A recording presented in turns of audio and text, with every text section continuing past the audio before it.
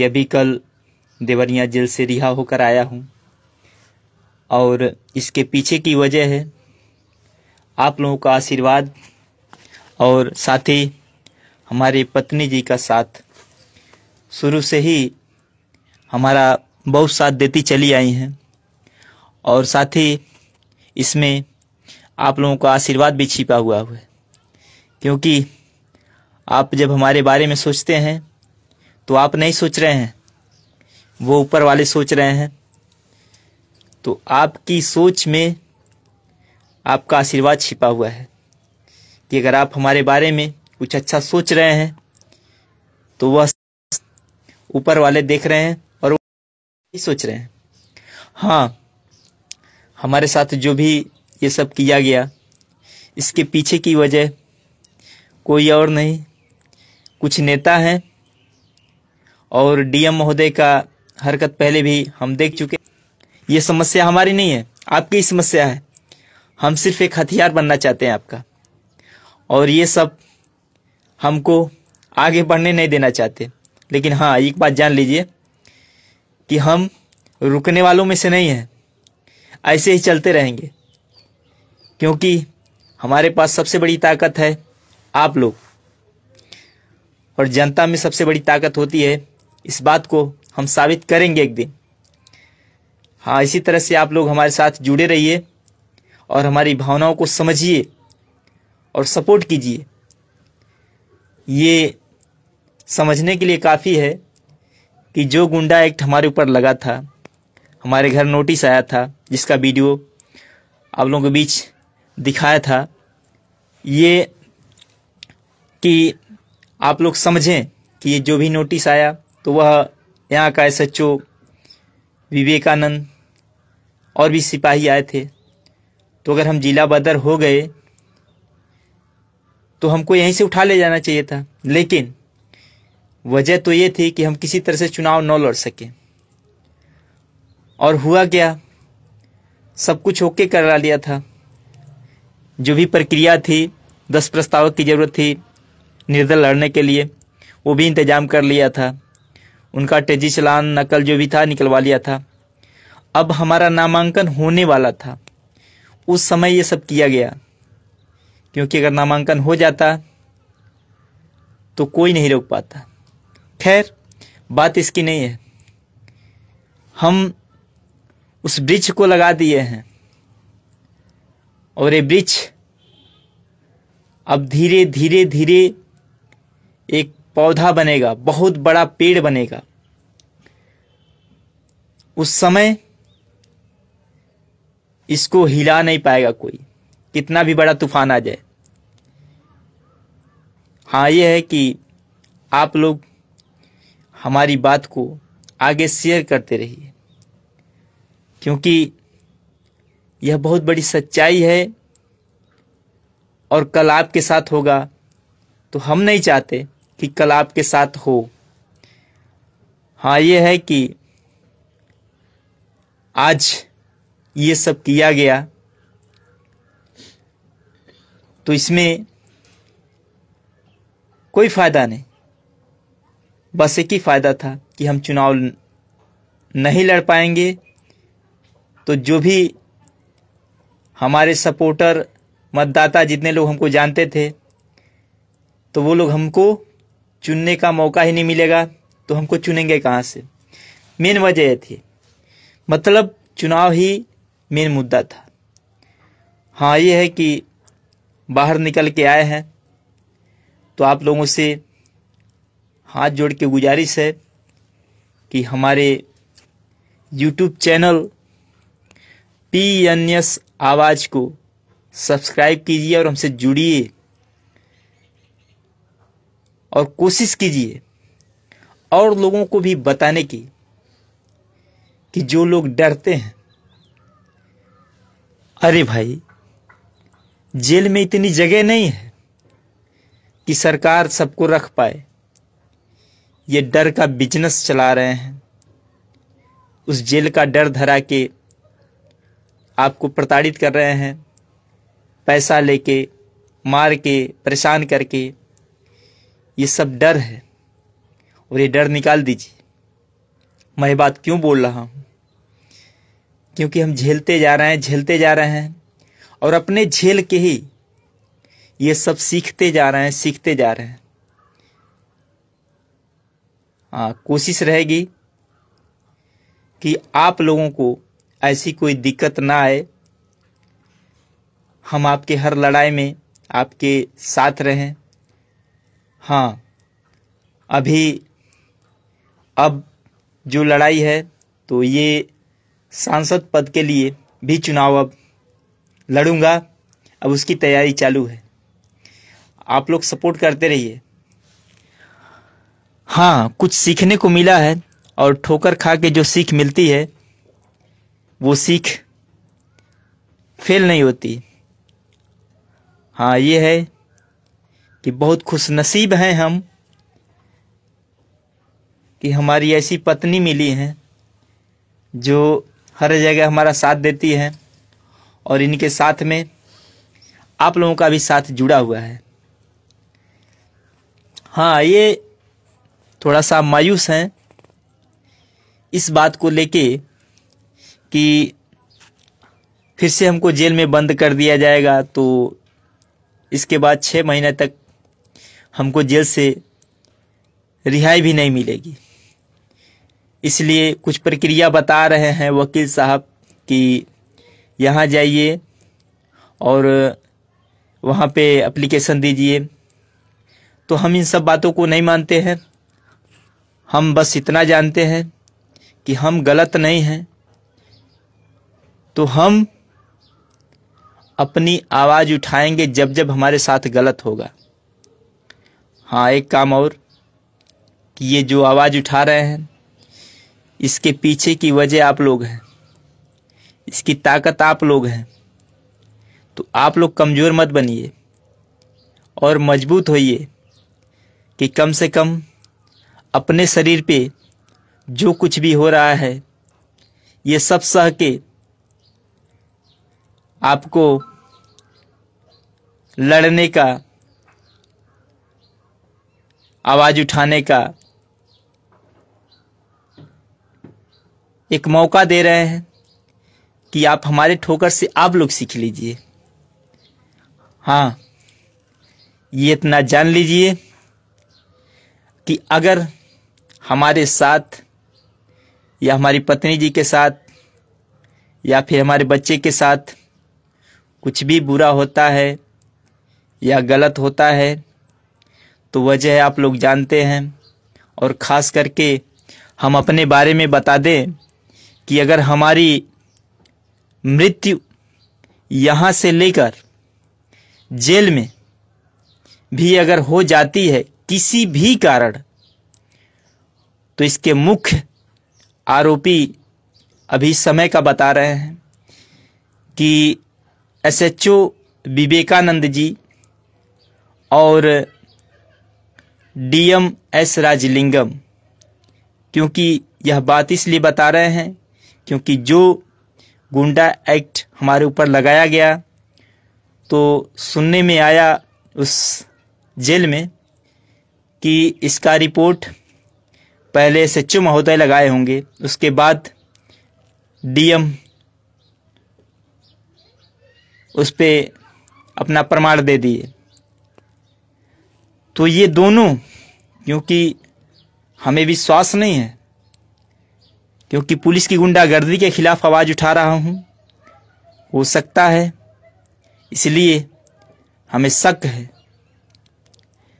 कि अगर ऐसा हो जाता है, तो अगर हमारी मौत हो जाती है तो SHO विवेकानंद जो इस समय अहिरौली थाने पर हैं और कुशीनगर के DM S राजलिंगम जी भी होंगे। ये सब बातें आप लोगों के बीच क्यों शेयर करता जा रहा हूँ कि अगर ऐसा हो गया तो आप लोग चुप मत बैठिएगा, आवाज़ उठाइएगा। डर बहुत बड़ी बीमारी है। अगर इसे पालोगे तो ये इतना बड़ा घाव बनेगा कि अंत में जाके इसका इलाज नहीं मिलेगा आपको, सिर्फ आपको मौत मिलेगी। तो इस डर की नाम की बीमारी को अपने अंदर मत पालिए। बस आप लोगों से हाथ जोड़ के निवेदन है कि जितना ज़्यादा हो सके इसको शेयर करें, हमारी बातों को लोग समझें, और साथ ही जो जेल से रिहा होकर आए हैं, तो जिस भाई को दर्द है कम से कम वो खुशी मनाए, खुश हो जाए कि हाँ उनका दोस्त, उनका भाई बाहर आ गया है। तो जितने भी भाई लोग इस वीडियो को देख रहे हैं, कोशिश कीजिए जितना ज़्यादा हो सके शेयर कीजिए। आपका भाई, आपका दोस्त आपके बीच में आ गया है। मैं तभी बोला और अभी बोला कि जो ताकत आप सब में है वो ताकत किसी भी चीज़ में नहीं है, क्योंकि पूरा सिस्टम जनता से ही है, और जनता कमज़ोर इसलिए है क्योंकि आपका नेता कमज़ोर है, और कोई बात नहीं है। इसको समझिए, और ऐसा नहीं है कि आप समझदार नहीं हैं, समझदार भी है, लेकिन थोड़ा सा उस पर फोकस कीजिए इस बात को। हाँ, ये हमारी पत्नी जी बहुत मायूस थी, और हम इनको भी यही समझाने का प्रयास करते हैं कि डरना नहीं चाहिए, क्योंकि जब तक आप डरोगे ज़्यादातर लोग आपको डराने वाले ही मिलेंगे। तो डर निकाल दीजिए, क्योंकि हर शरीर का मालिक वो है, फिर डर काहे का। हम बच के भी बच नहीं सकते जब वो चाह देगा तो, और जब जाना है तो कोई नहीं बचा सकता। इस बात को भी समझिए। तो वो जिंदगी जी लीजिए जिसमें लोग नाम तो ले कम से कम कि हाँ कोई आदमी था, इसलिए सब कर रहे हैं। तो आप लोग कमेंट करके बताइए और शेयर कीजिए, इस बात को समझिए और हमें भी समझाइए जहाँ गलत हैं हम। हाँ, ये सही है कि दिमाग का इस्तेमाल करना चाहिए, लेकिन कुछ बातें सुनने पर मत जाइए, सोच के समझ लीजिए क्या सही है क्या गलत है। ऐसा नहीं है कि हमारे साथ कुछ भी हो सकता है। अरे जो वो चाहेगा वही होगा। जेल में जाना, जेल से आना, ये कहीं न कहीं उसकी मर्जी थी। हाँ, हमारे पीछे जो लोग हमारे साथ किए वो समझने के लिए भी कर तो वही रहा है, लेकिन ये ठोकर इसलिए दे रहा है कि हम कुछ सीखें कि कहाँ कहाँ हम गलती कर रहे हैं, कहाँ कहाँ पर हमको किस तरह से चलना चाहिए, ये सीख मिल रही है। ऐसा नहीं है कि ठोकर को इस तरह से ले लें कि अब नहीं ये गलती करेंगे। अरे ठोकर सहो, और जो ठोकर लगी है उससे एक सीख लो ताकि वो गलती ना हो। ठोकर लगना कोई बड़ी बात नहीं है, कांटा चुभना कोई बड़ी बात नहीं है। हाँ, ये बड़ी बात है कि आप एक बार ठोकर खा लिए हैं तो वो गलती मत कीजिए। जेल में भी बहुत भाई लोग हैं जिसको हम जानते थे और अभी तक उस जेल में पड़े हुए हैं। उस जेल में भी जितना दिन तक रहते हैं उन कैदियों को, उन भाइयों को अपनी बातों द्वारा समझाते हैं,